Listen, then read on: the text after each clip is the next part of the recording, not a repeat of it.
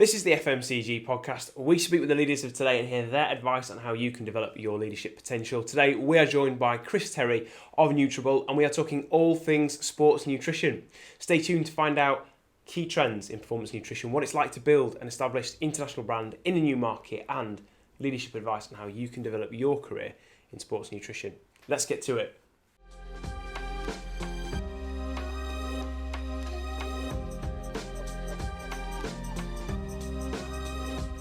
Hi, good morning. My name's Rich and we're Consumer Hub, and this is the FMCG Podcast, and we are really excited today to have Chris Terry on the show from Nutrabolt, and we're talking all things energy, sports nutrition, and also how you can get the most out of your energy and nutrition career.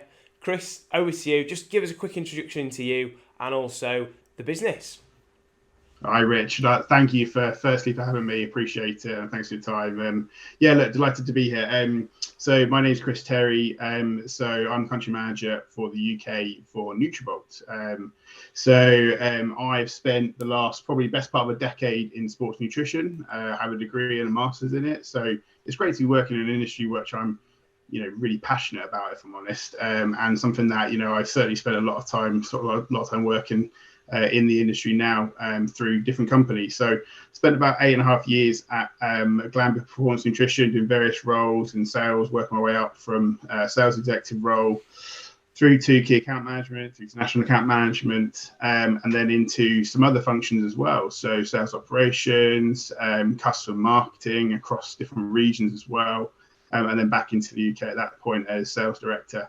But then moved to Nutrabolt the last few months, so only about 4 months ago now. I've only been enrolled, so it's still pretty new. We're just getting started, but it's been a fantastic ride so far, a fantastic journey. Worked with some great people, some great brands. Yeah, okay, no, that's really cool. And tell us a bit about Nutrabolt, because I think most people in FMCG in the UK are probably familiar with Glanbia, a bit of a titan in their space. I know Nutrabolt are big, but they're kind of mainly known over the pond, aren't they, over in the States? So give us a bit of context on what they're all about, what they're known for, and what they're doing over this side, in the British part of the pond. Exactly, it's exciting, right? So Nutrabolt are one of the world's biggest sports nutrition businesses. They were founded in 2002, and that's where Cellucor, one of the original brands, was founded as well. So that brand's been around for the best part of nearly 20 years next year. So they've been around for a long time, have a lot of credibility in the space, but really probably what started to set them apart was when they launched the C4 product line in 2011. And C4 is just now synonymous with pre-workout these days. Exactly. There you go. You got it out there. So it really started in the powder format, which was, for people to take it before they went to the gym, power their gym sessions. But that was, like I said, launched in 2011. And that's become the US's biggest pre-workout brand, and probably arguably the world's biggest pre-workout brand. Then in 2017, the business acquired Cybation, which hero product is Extend. That's the world's number one BCAA brand. But again, they have, where we're now looking is to make sure that we bring it locally over to the UK. We've always worked in the UK. We've always had a presence in the UK through fantastic distributor partners. But it was time to, really put the stake in the ground and build out the business in the UK and Europe as well, and make sure that we can, get our brands to as many consumers as possible, for them to enjoy them and then to use them and hopefully, power their routines, power their lives, and what they want to get from what they do every day. Yeah. No, I've really enjoyed reviewing the products, and by the time we release this, that product review will come out. But I've smashed a few frozen bombsicles in the gym this week, so they've certainly give me the pep I need to crack on. What's the kind of background to C4? I know you mentioned that it's got this roots in pre-workout, but what makes the product unique, and kind of what sort of technologies it got its roots in? Yeah, I think the key bit is that it has its history and credibility in that pre-workout space, and doing exactly what it says it's going to do in terms of powering a workout, giving you that energy, giving you that relatively clean energy as well, which it's not added sugars, it's not added carbohydrates or anything like that. It's very much more of a cleaner energy in that respect. And then the transition was made really the last few years into the energy drink and the Seabolt energy drink, which you've got behind you there. Something that we're also launching in the UK as well at the moment. And that's something that, really we looked at the space, we looked at the energy drink space and went, well, what is the opportunity there? Where do we get into it? And how do we make sure that we have something that's really going to resonate with consumers in terms of what they want? Yeah. We're really fortunate. The brand has fantastic brand awareness, whether that's in the US or actually in the UK from the work we've done. So it is really starting to resonate with consumers really well. And it is just a better for you energy drink, with those functional benefits and more healthy benefits that consumers are looking for these days. Yeah, it's been really noticeable. Just as a punter in the gym the last few years, all the gyms that I've trained have switched from all the kind of standard sports drinks, Lucozade. Pretty much everything now is a specialist, pre-workout energy drink that's in their chiller there. Whether it's something like C4 or Nocco or whatever it is, it looks to me anyway like that category of specialist energy drinks is really growing. But what do you think are some of the key trends at the moment in that space? Because it is very dynamic and ever changing. Yeah, I mean it is, and you're exactly right. It's absolutely changing. Probably more quickly than anyone thought, if I'm honest. And there's a lot of stuff. And I think actually coronavirus and the pandemic has probably shifted that and consumers thinking and how they want to act and how they want to be healthy and they look after themselves a bit more after that as well. That certainly had a factor to play. I think it's clear that people are looking for more healthy alternatives to a regular standard energy drink, whether that is the zero sugar aspect, zero or lower calories or 0 calories part of it as well. They're looking for maybe potentially more natural sources.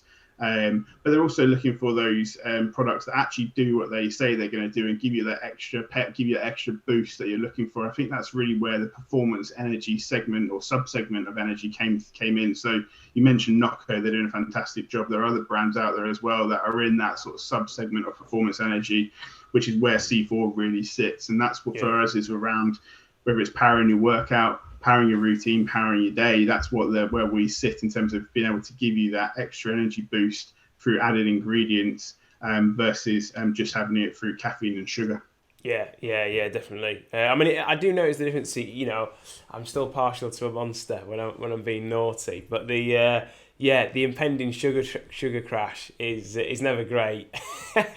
Whereas something cleaner that's low sugar is definitely a lot better. I don't know as much about science as you do, but it's definitely a category I kind of bought into more. But I think it's like anything, isn't it? In FMCG, when the choice and the distribution is there, you tend to find people they do sort of like pick up and buy into it, and actually they get converted, don't they, into those new subcategories? Because often you've got half an eye to the education, the value of it, but it's the distribution that's the challenge, isn't it? As a kind of country manager, sort of fresh over here, like you're obviously transitioning from distribution partners to direct distribution model. How have you found that, and what have been some of the challenges and the opportunities, Chris? Yeah, I mean, if I take the business in I'd say the two halves in terms of the powder side of the business from a sports nutrition perspective and then the energy drink side of it, we work with some great partners in the UK already. The powders are available up and down the high street. They're in your gyms. They're in independent sports nutrition stores. They're online. So that's really about making sure that we're doing the right things from a trading strategy, from a promotional strategy, from making sure that we have the products available and the right range of products available where we want them to be, because we do have a wider range than just one product or two SKUs. So, we've got to make sure we get them into as much distribution as possible and make sure they're available for the consumers. And that's objective number one for the team at the moment. On the other side of it with the energy drink, we really are pretty much starting from scratch. We're very, very fortunate to have the credibility and the recognition of the powders side of the business from a sports nutrition perspective, and that translating into the can. But for us in the UK, that's new channels that we're going after. So convenience, the forecourts, grocers, whatever else as well. That's really where this product in the US has established itself so well, and being the fastest growing energy drink in the US. They've had a model that we just need to still with pride, if I'm honest, and make sure that we follow those rules and do the same thing, because we know the product's great. We know the people recognize it. We know when we put it in front of people, they love it. It's just about talking to the right people and making sure that we, it's going to be portrayed in the way that we want the brand to be portrayed in, the product to be portrayed in. So it's exciting. There's a lot to do, like I say. There's a lot to, and we need to make sure that we are using the fantastic assets that we get given from the US from a marketing perspective. Someone like Kevin Hart, fantastic global ambassador for us. And we need to make sure we're leveraging people like Kevin on our marketing material, on our POS, what we're doing on our social media, building out that presence in the UK as well. That's a really interesting point about like leveraging the strength of the States when kind of moving into a fresher submarket like the UK. As a country manager, what are some of the kind of unique challenges and opportunities that come with your role? Because I'm just thinking about other people in their career, maybe they've got to that point where they're sales controller, sales director, and they're thinking about moving into something that's got more of a startup quality to the role, even if it's got international backing. Kind of, what do you think are some of those unique challenges that you're having to kind of embrace, and also some of the opportunities as well as a country manager? Yeah, no, great question. For me, the exciting bit with the role was that it is that blank piece of paper, right? And it's something that you can really get stuck into and shape and mold into what we want it to be, and create that vision. And I think that's a really key bit of part of being a country manager and making sure that we're leading the team in the right way. Everyone's got their part to play. We're not a massive team. We don't have 20, 30 people on the ground at this point. We're a very small dynamic team, and everyone gets stuck in. And I think reality is a lot of my job is making sure that people have the tools they need to do the job, and get out there and get the product in front of people, whether that's customers or consumers at the end of the day. And really making sure that we're setting ourselves up for success. So spend a lot of time, if I'm honest, about what's next, and try and get out of the day-to-day, which is always difficult, right? In any role you do, you're always in the day-to-day, but actually trying to find that time to get out of that day-to-day. How do we make sure that we're always looking forward? What do we need to do in 6 months, or we need to do a year's time, or we need to do in 2 years, 3 years, 4 years time? And how does that evolve? That's going to be really important. And that's something that I'm spending a lot of time making sure that we have those foundations in place, so that the journey is never going to be seamless, but it's as seamless as it can be. Let's put it that way. So you should kind of always kind of keeping an eye on the opportunities, the big picture, not getting bogged down in the detail, keeping the momentum there. Yeah, absolutely. And it's not to say you don't get into the detail. You certainly do, and absolutely. I think having your sleeves rolled up and making sure that you get stuck in with the team and what help they need, whatever else, is really important. But absolutely having one eye on that future ambition, that future state of where we want to take the business is really important. Yeah. And as an American brand, looking at a UK market, or just if there's someone else listening to this and they've got a UK brand and they're looking to go across the pond or across to Europe, what would your advice be to someone on assessing how to translate the strength of those international brand assets and the strength of that story into a slightly different local market? Have you got kind of any pointers or advice there? Yeah, I think the key bit for me is to make sure that you understand the market, you understand how you want to, how you want to go to market, what the right partners in the market are, and where you want to build the brand, and with what partners you want to build the brand. But also really importantly, and probably first and foremost, make sure that you've got a product that fits the market as well, right? Yeah. So do that bit of consumer testing. It's something that we did a lot of, and when we looked at, from a sports nutrition perspective, the brand is well known in the UK. It is one of the leading brands from a pre-workout perspective on C4, or from a BCA perspective on Extend, and it has been for a long time. But when we started looking at the energy drink, one of the key bits we did was do a bit of a consumer study to understand how did the brand resonate. And that's really, really important for brands that are trying to come over, because not everything's going to stick. Not everything is exactly the same. Consumers are different, channels are different. Customers are different, so you need to make sure that you've got a product that does work and a brand that does work. Yeah, no, that's really interesting. Yeah, kind of 2 points stand out there. The kind of building on what already works and making sure there is a bit of an established kind of seed there. It's not completely cold, is it? There is that recognition within the fitness industry, and then there's also the distribution network, and then also kind of augmenting that with insights. So, because I think that's always one of the temptations, isn't it? If you're an entrepreneurial business, you've done well and you think, right, we're going to go into this new market, and just slogging it and going at it hard, that kind of gets you off the ground. But actually, when you're maturing or you're going into a new market, you need an extra sort of level of sophistication in your strategy to crack it. And we review loads of startup brands, and some of the products that we think are the best, they don't always do as well as some of the other products that have better backing from international guys, and they're not necessarily any worse products, but I think it's just that the culture that's behind the product and the practices and systems and kind of ways of working, actually they underpin the success, and it kind of proves that sort of point that you'll hear trusted about lots of FMCG management, that the success of the product, yes, the product's important, but actually it really comes down to the people, doesn't it? If your people aren't sort of working a strategy that's efficient and actionable, then the product's just it's not going to sell itself, is it? It doesn't. Exactly, and take the time to do it, right? I think, and take the time to really understand what you want to be, where you want to, where you want to be available, where you want to be in a few years' time. Take the time to do that. Don't go running full head, full tilt at it. Just take that time to really understand that. It's really important. And actually, I'm very fortunate. We've got the backing of business in the US, led by obviously Dos Cunningham, who's the CEO.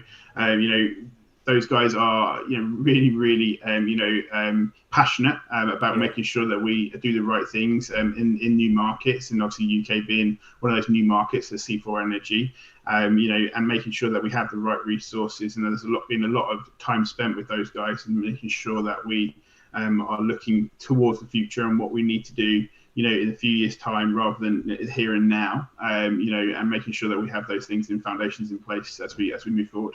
Yeah. What would you say is your kind of like your favourite aspect of working for an American company as well? Because that's something that I think a lot of people are interested in, because there is a big difference in the culture. If people think about their careers, like what have you enjoyed so far?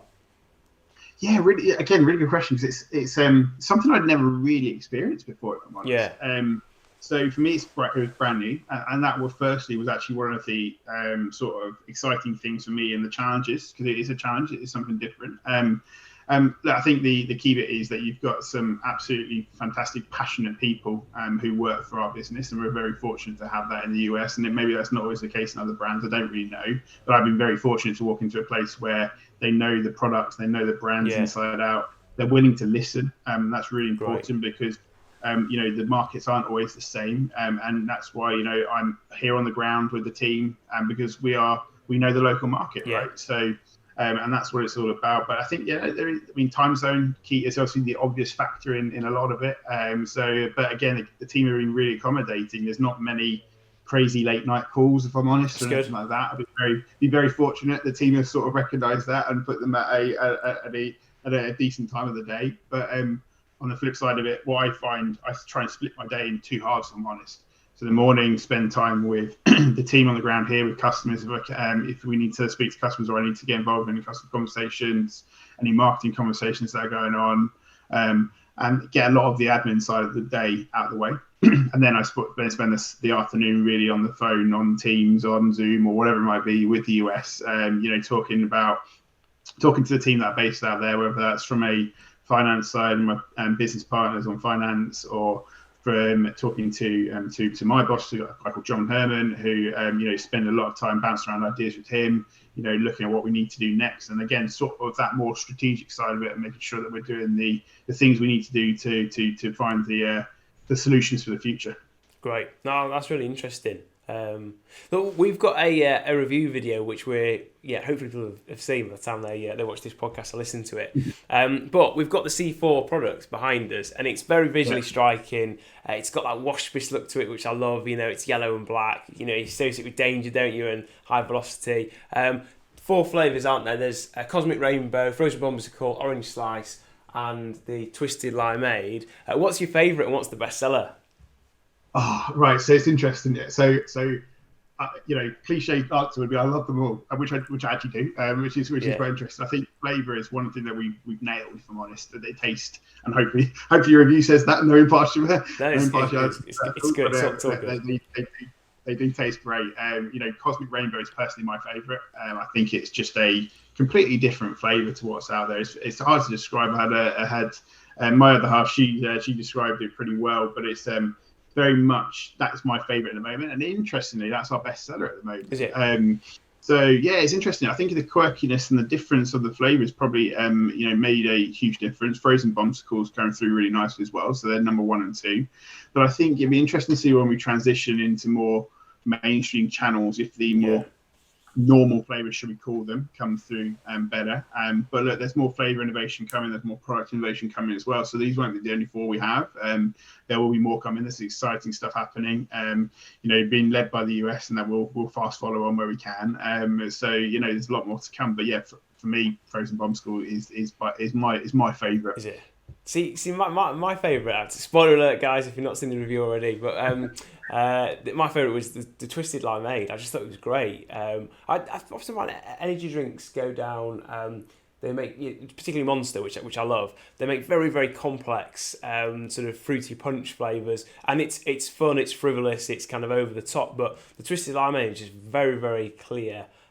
Just well delivered, clean flavour, and I just thought it was great. Just often don't get energy drinks that do such a great, simple kind of flavour. But the Cosmic Rainbow I really liked as well, just because it was different. It reminded me of the first time I had Grenade's birthday cake flavoured protein bars. We're like, oh, what's this? And then you have it. Nobody else has done birthday cake before. Trying to explain birthday cake protein bar to somebody that's not had that particular product before, it doesn't really work. You have to try it, and I think for anybody watching, try the Cosmic Rainbow, because it is a flavour you won't have had before, and it is really different. So from an innovation perspective, I thought it was great, because it's pretty difficult to land a flavour that's not been done already in energy drinks, because it's such a big category, isn't it?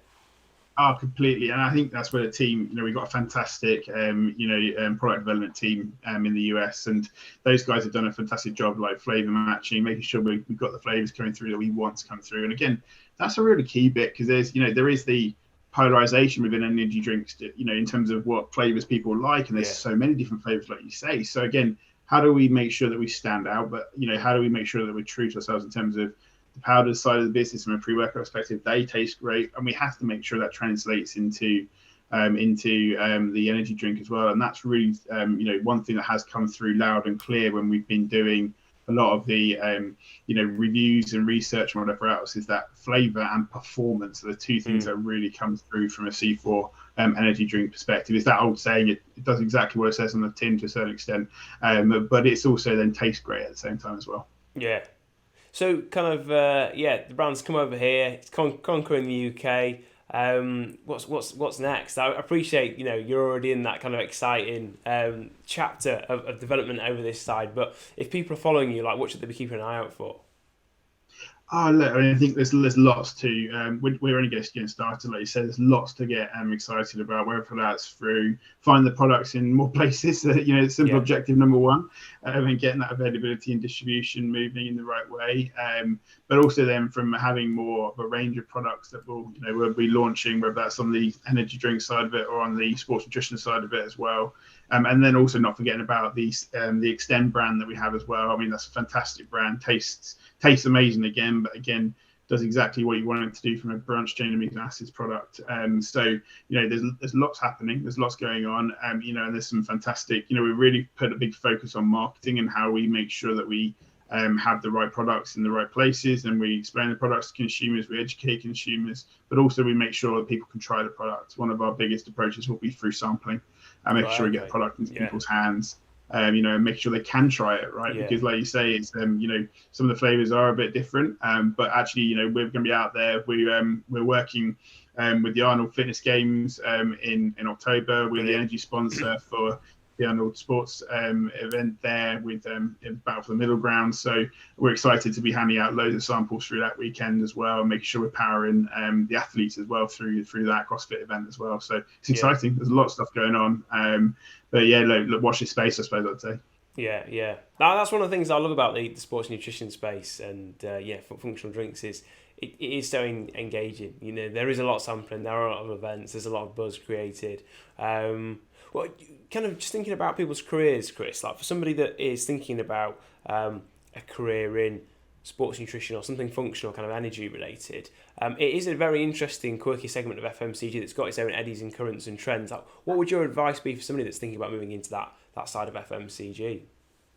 Yeah, look, I think it's one thing I've always been really true to myself with I've gone through my career so far is you want to be passionate about something, and you want to make sure that it's something that you really believe in, you want to get behind. And I think actually working in the performance energy or sports nutrition space, one thing you can probably take away from the end of the day is actually, some way, hopefully you've helped someone's lives to be better that day. You've powered their day, you've helped their workout, you've, made sure they got through the day in a way, in terms of, giving them the energy boost that they might need as well. So something for me, that's really important. I think, coming into the category, I think it is a different space. It's a lot different to a lot of FMCG categories. Certainly, the sports nutrition side of it. It does take a lot of time to understand the products, the consumers, the brands, and the space that we play in, because it's probably not that traditional FMCG space, and it actually has evolved a lot over the last few years, if I'm honest.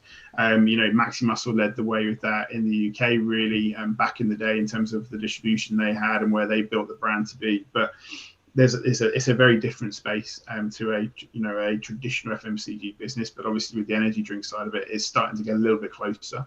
But I'd say, just get stuck in. That's the really key bit. If you're something you're interested in, something you're passionate about, I'm always one for follow what you're passionate about and something that you believe in, and, get stuck in, understand it, learn about it, spend time. Again, one thing Nutrabolt does really, really well is to have a training camp, is what we call it. So when new starters all start, they come into the business, they spend time with the team to learn about the products, normally in person, but obviously the last few months hasn't been able, or the last year or so haven't been able to do that, but spend time, understand the products, understand the brand, understand where we came from, where we're going, what we want to do, what we want to achieve. And that really starts to level set people in terms of the space, and take time to understand it, because it is a bit more different to some other traditional FMCG categories. Yeah. So I guess then, just summarize then, embrace the category, really get your eye into the detail, and only do it if you're passionate about it. That's good advice. One thing that I love doing, and I've done this in every role I've been in so far, is try the products. Just get a sample of every single product and just try them all. I think that's really, especially in the sales role, you want to make sure that you can speak credibly about the products. And actually, one of the best ways to be able to do that is to try it, use it, understand it, use it for what it's meant to be used for. Because it's, and actually really trying to understand it that way. And then hopefully you can speak a lot more credibly about it. You don't have to have a degree and a master's in sports science like I do. It doesn't make any difference, really, if I'm honest. I know fantastic people out there who, they're passionate about bodybuilding, they're just passionate about going to the gym, they're passionate about keeping fit. That's what it's all about, really, from my point of view. You've got that passion, but actually take the time, understand it, try the products, and immerse yourself in the category. Yeah. No, that's great. And just building on that then, Chris, for people that, at the beginning or the middle of their careers, and they're looking at leadership long term, that they're keen to kind of develop a career like it's got a similar shape to you, moving into senior management, what qualities do you think people need to work on at the sort of beginning and middle of their career to help them mature into leaders? Yeah, I think similar to before. I think get stuck in. It's all about learning, from my perspective. So wherever you are in your career, you're constantly learning, and that for me, again, was one of the reasons I wanted to join Nutrabolt. I'm going to learn something new. I'm going to learn something different than I'd never done before. And I think whatever stage of your career are, constantly learning is really, really important. And again, things like, put your hand up for more responsibility. It might not be in your day job, and it might not mean you get paid more at that stage of your career for it as well. But if it gives you a chance to expand your horizons, do something different, work with different functions, don't just get laser focused. Delivering your objectives and goals and whatever else is key, and it's absolutely critical. But also broadening your horizon, making sure that you're making those connections, you're speaking to the right people, you're getting stuck into stuff that's going to give you that broader horizon is really important. And I think the earlier you can do that in your career, the better. Find those people that you really can trust, and that you'll give you that sort of, whether it's a formal or informal mentoring sort of side of it. That's really, really important, I think, actually, as you go through your career, to make sure you've got those connections and those people that, can help you and give you that sort of impartial advice as well. Yeah, that's a really good point. I mean, that's definitely something we see from a recruitment perspective, is so many of the leaders that we work with, they haven't got to the top as quick as possible. That actually they really thought strategically about building out a broad base to work on, and they have built a great network. Anybody you speak to about them will say, oh yeah, they're great. They're always kind of putting their hat in the ring and supporting on other projects that kind of outside of the day job. And I think that's a really, really kind of key one, is just not getting there as quick as possible, but actually making sure you broaden out and developing that kind of sort of quality of generosity in how you get stuck into other people's projects. Because, you know, if you look after your network will always look after you, right?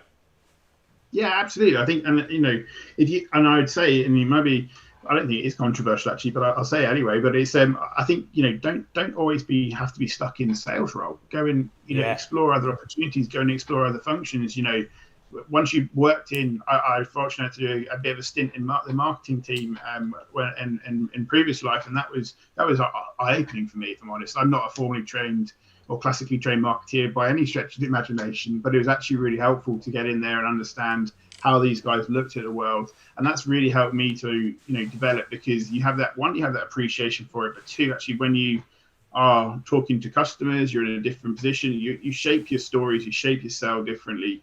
You're more involved in that sort of level of, it's about the brand, it's about the consumer, rather than, you know, product margin, whatever it might be as well. So again, it helps you really to paint a better picture, and then actually to be more well-rounded. But I'd also say the same thing for whether it's in you know, supply chain roles or, you know, the cross-functional roles as well. Like, you know, really, whether or not you do the role itself, don't feel, you know, if there's the opportunity that comes up, you know, I think people should do it, but really just do take time to understand those other functions as well. Because as you go through your career, those people, you know, you're going to lean on a lot more, and you're going to need to know a bit more about those sort of functions as well. So then for me, that's been the most eye-opening role I actually did, was the sales operations role, where you were literally all over the place with all the different functions, and that was it was hectic. It was great fun. It's nothing I'd actually done before, so I, you know, threw myself in the deep end and figured it out.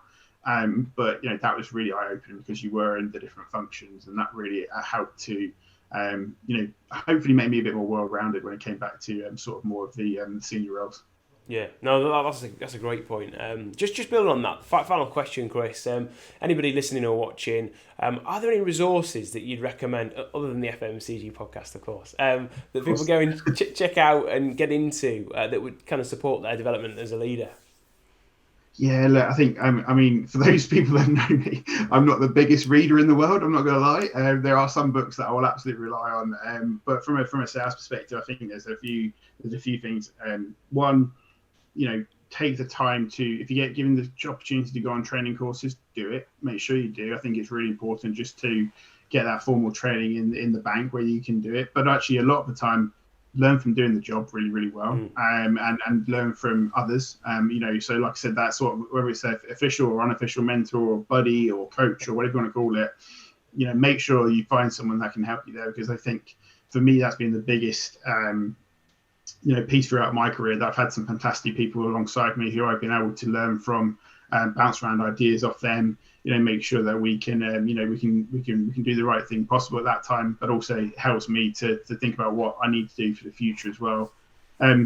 Resource wise, things like, you know, understanding where your strengths and weaknesses are, really important. So whether it's things like the Clifton Strength Finder or anything like that, I think it's really important to understand that, because again, as you go throughout your career, that's one thing that you want to make sure that you are understanding, and you're understanding where your strengths are and building on your strengths, but also understanding where your potential weaknesses or limitations are as well, right? And making sure they don't derail you as you go forward as well. And you know, again, had a fantastic boss in the past who was very hot on that, who was, you know, very much something that you know, got drilled into me. And I think it's really important, you know, as you go through your careers, to understand, you know, make your strength something that, you know, you really are known for, and make sure that you know, whether it's, you know, one of mine would be insanely competitive, and that comes through. But on the other side of that, that could be a negative, right? And it could be a weakness, because I could go too far, and you know, so that's something I think is really important.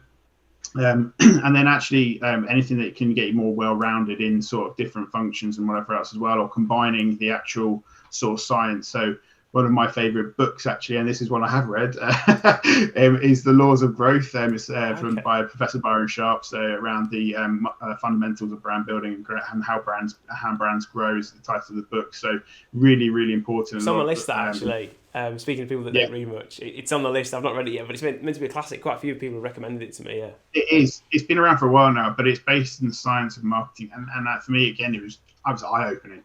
And I've read it a couple of times. I read it in its own form. I've got short extracts of it as well. But then actually, when I had a bit of time off, I actually listened to the podcast of it as well, and really, really good actually, just to reiterate and reinforce things. And actually, every time you read it or listen to it or whatever, you pick up other pieces from it. But How Brands Grow by Professor Brian Sharp, around the laws of growth, around marketing and brand building, that is a phenomenal book, and I'd recommend everyone to read that as well.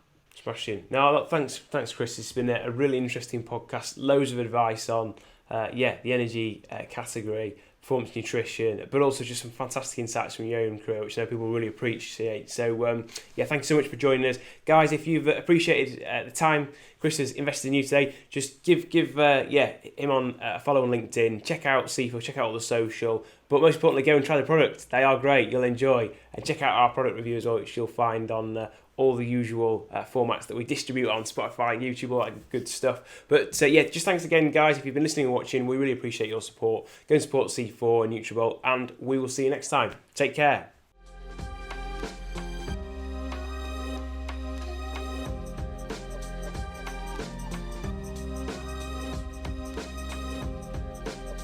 Thanks for watching the video, guys. Check out the playlist here for more content like this. Click the donuts to subscribe so you never miss an update, and give us a like and a comment so we know what content you'd like to see from us. See you next time.